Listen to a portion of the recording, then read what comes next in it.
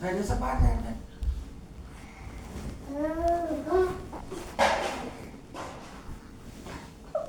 Đây bên bát này. Mẹ ơi em vào con rồi. Mẹ ơi, mẹ nhìn xem. Con bị sao? Quên nay bà thái tang mà bà để cho ít trứng gà. Mẹ ơi nhìn nè. Mẹ ơi. Đây nữa này. Con Thôi em nóng rồi. của em. Em à.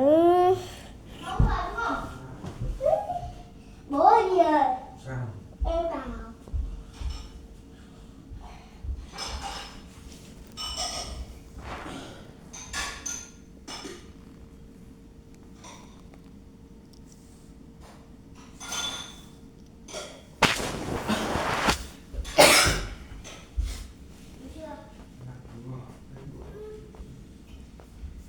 Mẹ ơi nhìn bụng này. Đừng có bị làm sao đâu mà. Đây. Quần này đẹp nhỉ.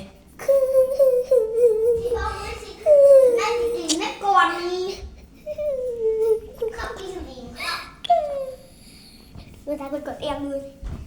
Cho tự cho mẹ em làm việc. Tí nữa nó xong nó sẽ tập em luôn. Tập luôn cho đỡ bắt đặt bông sấy bí đồ. Bây giờ nó sẽ đi ngủ.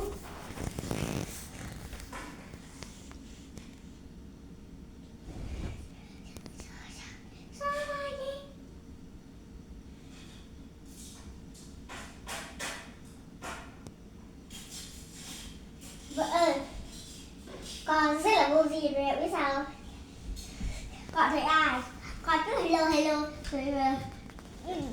một cái em lớp của đây cứ bảo hello rồi viết đẹp nhài rồi xong rồi con bóp má.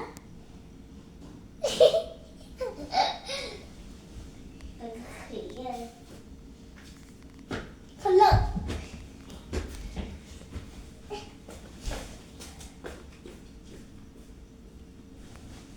Chết.